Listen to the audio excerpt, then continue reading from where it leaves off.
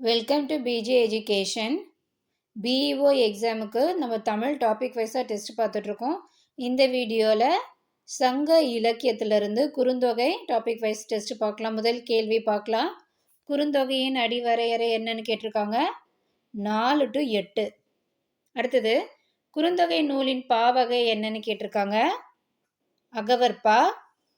அடுத்தது குறுந்தொகை நூல் தொடர்பான 2 தொடர் கொடுத்துருக்கு. அது எது சரின்னு பார்க்கலாம்.